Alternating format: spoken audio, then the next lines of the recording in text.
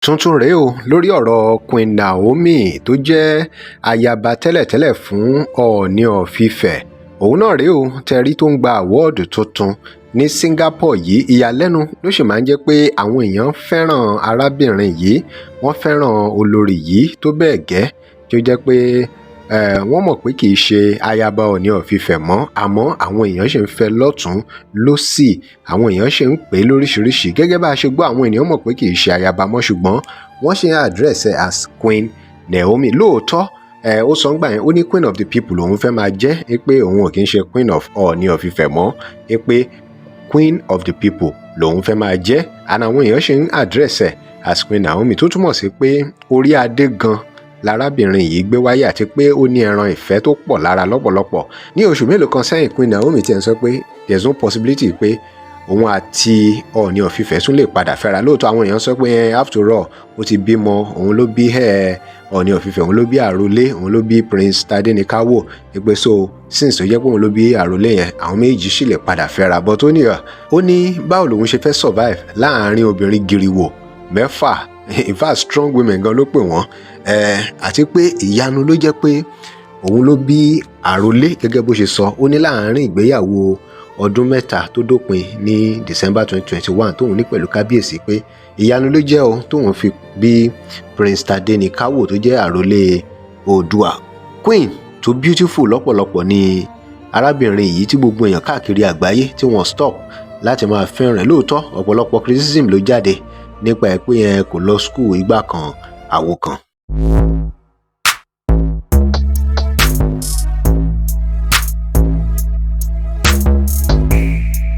Welcome to crossblog X TV. Remember to like, share and follow us. Àmọ́ òun rèé o, àwọn tó ń sọ pé bóyá kò lọ school níjọ́sí nǹkan kan, Queen Naomi ti lọ upgrade ara ẹ̀ o. Arábìnrin ti polish ara ẹ̀ gidi gan, ó ti lọ kàwé sí i, nítorí kábíyèsí ń sọ gbà yẹn pé gẹ́gẹ́ bá a ṣe gbọ́ ọ pé àwọn appreciate gbogbo àwọn ayaba tuntun nítorí wọ́n kàwé dáadáa, ṣùgbọ́n Naomi fúnra ẹ̀ ò dúró, ó ti lọ polish ara ẹ̀, ó polish ara ẹ̀ sí dáadáa tó fi wá dẹni tó gba àwọ́ọ̀dù tẹ̀léra wọn lóríṣiríṣi. Àwọ́ọ̀dù kan tó gbà ní Singapore rèé. Ẹ̀yin náà wọ aṣọ ọ̀pọ̀ Naomi, bó ṣe rẹwà nínú aṣọ tó dàbí áńgẹ́lì lágbára.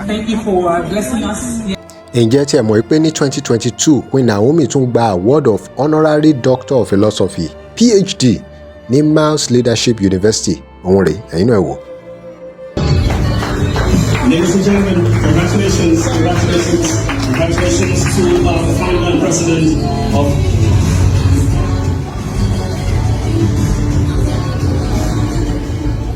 òun náà lẹ́ ń wò yìí ọ níbi tí Queen Naomi ti gba award Doctor of Philosophy ní Miles Leadership University. Ẹ̀rí báyìí prestigious university ni o, ẹ̀rí ti gba award yẹn. She has no regret and she's bringing herself every now and then. In fact, she was even saying that when I decided to answer God. I know if you are listening, remember we had this talk that night in that village where I first started my crusade ministry. And I said, God said to me, there will be several doctorate degrees. And this is first of many to come. There's been several awards, but I have never been a doctor. I am very proud of myself, proud of the testimony that I carry. I am Dr. Queen, prophetess, evangelist, money, thank you. Queen Naomi náà ni ìyá àrólé Oòduà, Mama Prince Tadenikawo. Ẹ rí pé ó lágbára.